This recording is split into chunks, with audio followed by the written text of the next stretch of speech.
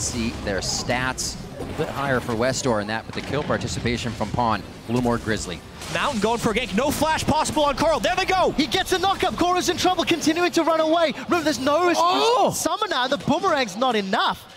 Mountain and Ziv unable to get the killing blow. If the threat of the Lantern from Albus is very scary. And nice Albus, that is caught out. They're going in for more, but they've turned.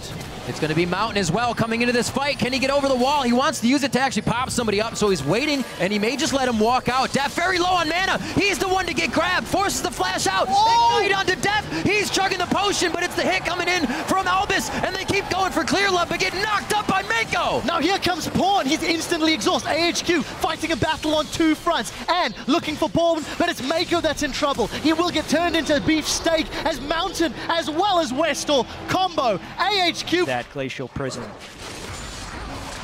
Whoa! That's a massive cataclysm. Def, the Requiem coming down. That's the window they need to not fight in. But AHQ is going to make it happen, and EDG starts to answer very nicely. The home guard teleport coming in. Actually, it's not on the home guard, but the teleport works for Koro. Ziv's a bit too big to keep going on. They should be able to finalize this one out. Koro gets the smite. They're going to transfer this one over to Pawn. Actually, Koro gets it in the end. And a 4 for 2 in favor of EDG. And they were unable to Q2 contest, but Speed's trying on Deft. He wants to swap. Oh, he's going to get the swap. Mako knocks him up. And can he get to the lantern? No, because he's knocked away from it. It's not over yet as the teleports come in for more action. Deft cuts him down. He wants more body parts to attach to that Urgot. Mountain now onto Deft. This didn't work last time, and Mountain's actually forced to flash out. Ziv doing some work on the backside, but he was really being peeled by Mako as EDG starts to scramble and find the members of AHQ. 1 for 2. AHQ absolutely 1 for 3, sorry.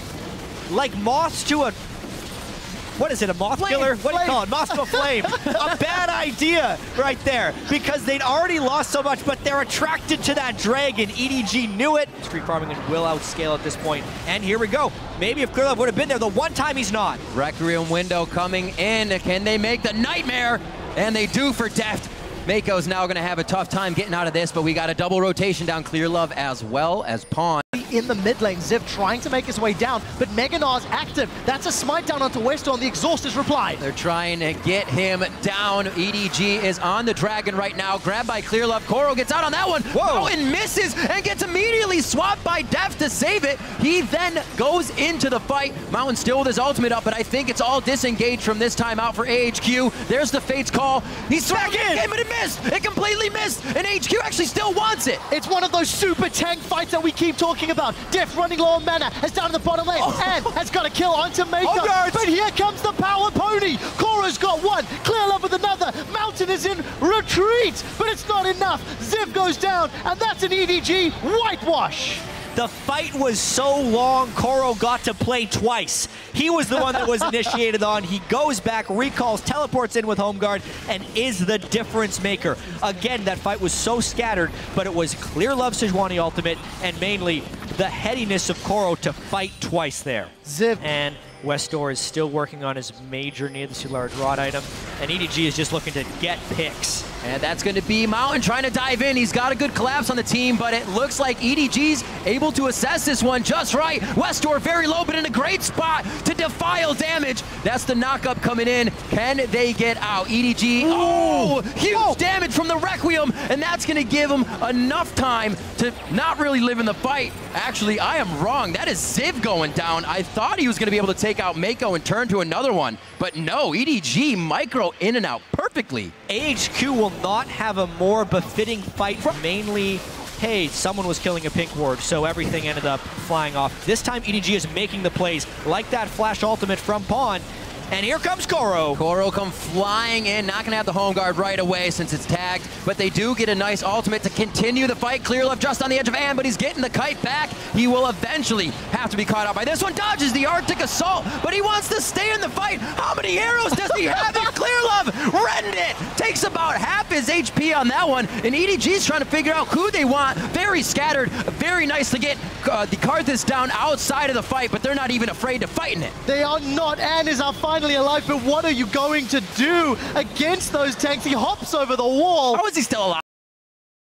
Right there on a Clear Love, as well as the damage. No, couldn't get him. No, he couldn't, but Koro does find Ann. Ann's in trouble, and he is down. Westor gets caught by the Glacial Prison. He's in full retreat, and EDG are running rampage over AHQ. Ziv not even close to getting a Gnar. They all have to scatter. A triple kill coming in now for Koro. The legendary horse, 10-0-6, and Deft is going to finish off Albus just to boot on the fight. Ziv throwing out some wards to try and stop this, but it is just a grind now from EDG. They have figured out AHQ, and now they're going to be pressuring down with the Baron. Koro running away with this game. Absolutely. As is EDG. What a statement. Carry top laners are still here As well. Everyone on their team, when they're in range of the Locket, has over 100 magic resistance. More on some people, so not even a Void Staff on Westor. Even if he sits in the middle, they're done. Goodbye, and the insta-flash from Def. AHQ now scattering. Despite that fantastic Gnar, it's not going to be enough. Koro dives the backline of the onslaught to Shadows. Westor is down. Requiem starts to get channeled, and here's the damage on EDG. Still, it's that end damage now, and not enough to keep them alive in the fight. It's really not even tickling EDG at this point, as they have the base to themselves. They ace AHQ. They get a lead. They know how to hammer it home. They still have the Baron buff. That's a 5-for-1. They're pushing on the Nexus. We know this is how EDG does it. Once they can go for Baron, they go for the win. It's almost a prerequisite to every one of their games, whether it's at 20 minutes or now at 34 minutes. 28-10. EDG come out strong with a 35-minute game over AHQ, and Def sacrifices himself. What a fantastic win for EDG.